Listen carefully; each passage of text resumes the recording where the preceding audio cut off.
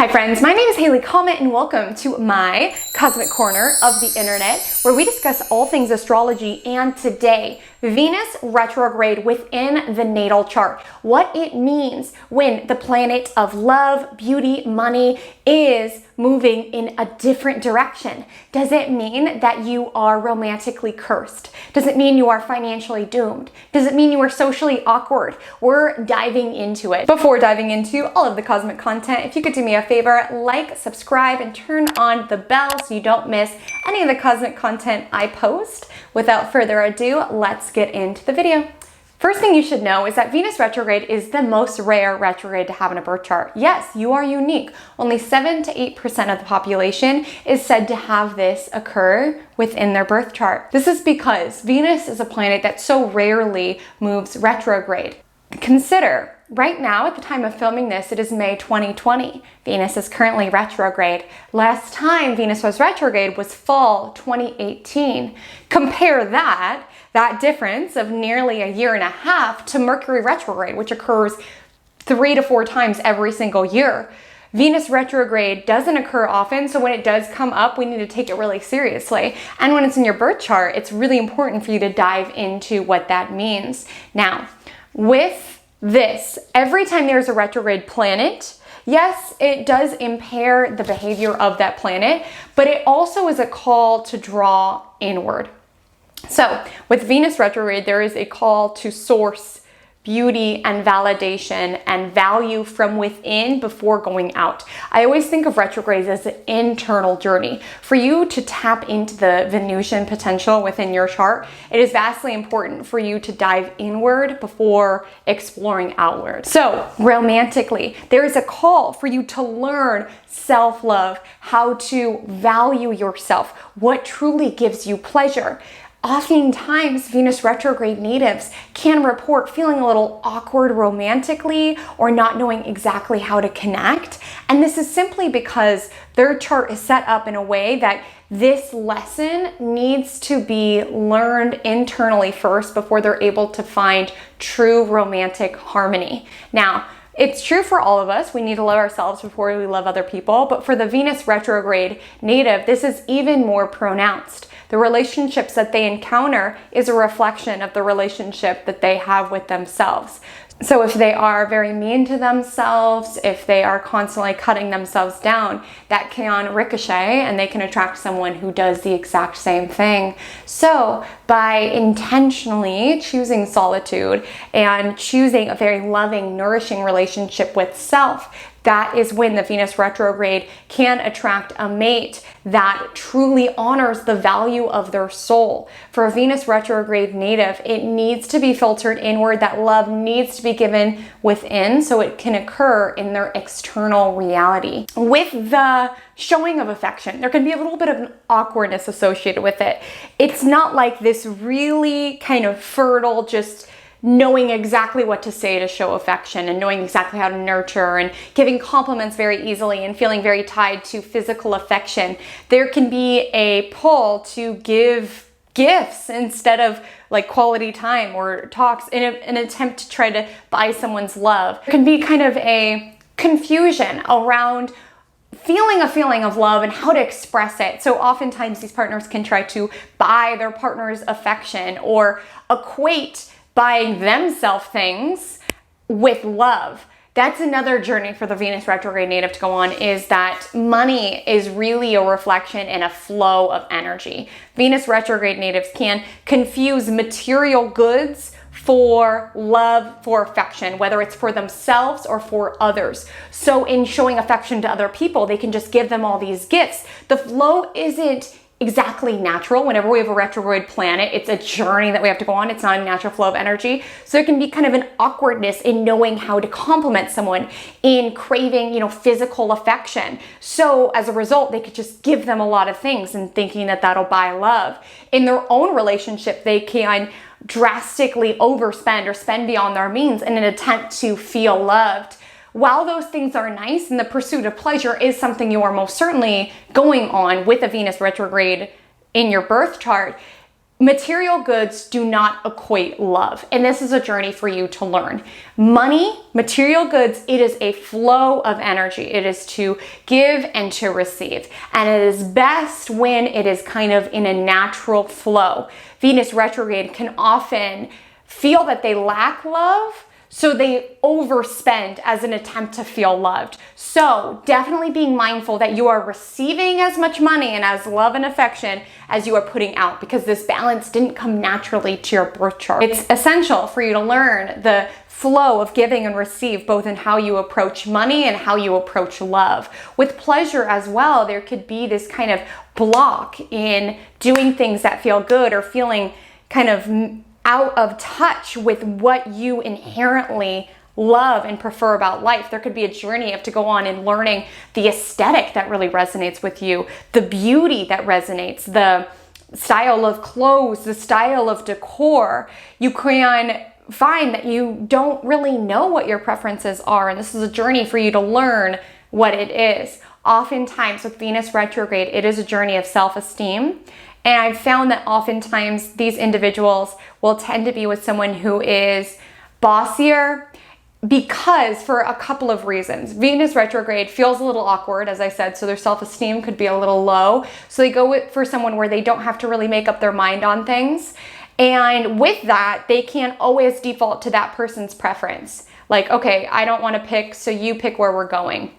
And kind of default to that person rather than discovering it for themselves.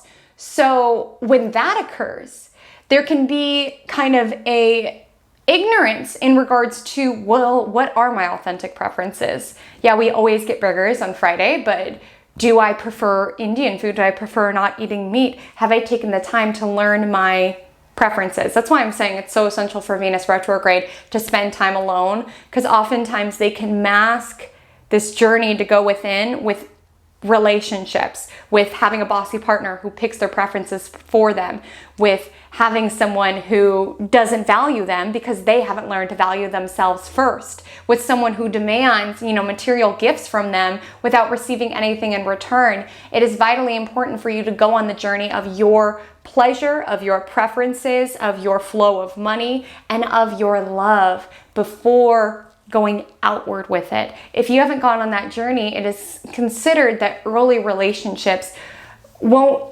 quite work out, or there could just be some modifying to it. So really learning what colors make my soul shine, what clothes do I wear that just make me feel beautiful, what activities make me feel at ease. And it oftentimes can look different than other people. When we have a retrograde planet, it's not operating typically. So Mercury retrograde people think a little differently than other people, and you find pleasure in a little different ways than other people. So maybe everyone else, their self-care is bubble baths and a face mask, but that bores you. For you, self-care is going out and horseback riding or something. It's about learning your unique soul and what makes you happy, what gives you pleasure. And it's a journey. So if you feel out of touch with your own preferences, with your own pleasure, be gentle with yourself, love yourself through it. Value is super essential. Oftentimes, Venus retrograde natives, I had mentioned earlier that they could try to buy the affection of other people and themselves, but there can also be this journey of undervaluing the work that they do earlier in life. So being attracted to jobs that pay them under what they're worth, or being attracted to bosses who demean the work that they do and not really getting the proper flow of value to them. So Venus retrograde natives need to go on this journey of learning, what is the value that I bring to any scenario, and how can I own that a little bit more? Venus is also our charm and our social pursuits. So there could be a little bit of awkwardness in dealing with other people. Not to say that you will always be that. Typically, Venus retrograde natives report that the symptoms kind of start to ease around their mid-20s or later 20s. For you to get exact numbers, I would look to your progressed chart. Your progressed chart is a reflection of however many years old you are. So for example, if you're 27 years old, your progress chart is the chart that you look at for the day that is 27 days past your birthday in whatever year you were born. So for one day in the year that you were born equates to 1 year. So when looking at your progress chart, 1 day equals 1 year. Look at the day after your birthday that Venus stationed direct. So this means stop going backwards and start moving forward. And then look at the day that Venus cleared the shadow period. This is when it visits a new degree that it had not been in since this retrograde journey. Let's give an example to illustrate this. Let's say Venus is in Scorpio, so it's just chugging along. Venus is at 13 degrees, 14 degrees, 15 degrees. At 16 degrees Scorpio is when it begins to go retrograde. So it goes backwards. 15, 14, 13, 12, 11, 10, 9. It wouldn't happen this quick, but for the sake of this example, let's say at 9 it goes 9, 9, 9. And then it starts going up again. 10, 11, 9 degrees is when it's stationed. It's when it's the last degree, it goes backwards before it switches directions and goes forward again.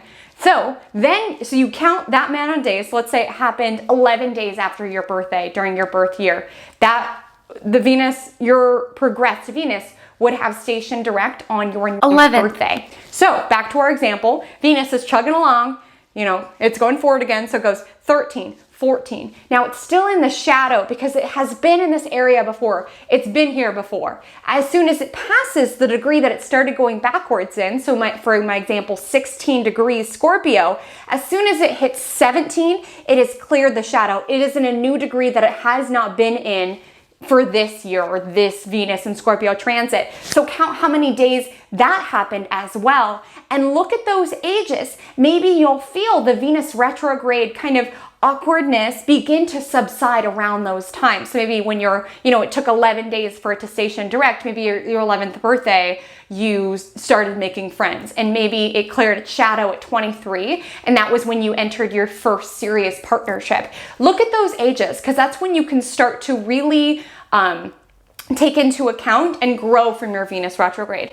Something else to consider is the creative implications. Venus is our creativity. It's how we create. So there could be kind of a awkwardness or a shyness around showing other people. It could just be something that internally you use to cope. So like you do paintings and you would never show anyone, but for you, it makes you feel good. It makes you feel supported at times when you don't feel supported at all. So continue to do that. Give yourself that love and know that it doesn't need to be external for it to carry value to you. If it feels good to your soul, that is all that matters. Maybe you'll find around those ages when your progressed Venus does station direct or does clear the shadow, you might find you're a little bit more open to other people seeing your creativity, but also don't force it. Learn your style, learn your preferences, the colors that resonate, the style of beauty that resonates, and allow your art to be a reflection of that before allowing other people and their opinions to chime in. As a Venus retrograde, you do art differently, you do beauty differently, you do love differently,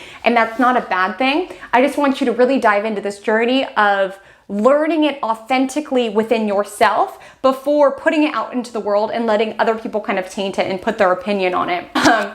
Venus retrograde natives, know that there is nothing wrong with you. You are a beautiful, lovely person, and it's about learning to dance with the unique expression of the way you approach art and beauty and self-love and value and money, and learning it internally before portraying it outward into the world. So I'd love to hear your thoughts. Comment below. If you can, like, subscribe, and turn on the bell for little notifications every time some more cosmic content is posted, so I can facilitate your journey in learning this amazing practice that has truly added so much value into my life. Until we meet again, drink lots of water and stay cosmic.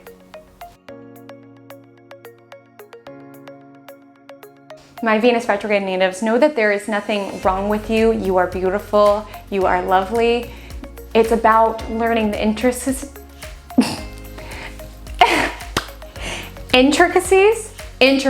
That's what I'm trying to say. Venus retrograde natives, know that there is nothing inherently wrong with you. It's just about learning the unique dance of your soul and working with the okay, I'm seriously done trying to say this word. Because there's this internal process first. There can be kind of an awkward expression. Oh God. I would also say if you're a Venus retrograde, be really cognizant of your gift giving. And if you're, giving someone something.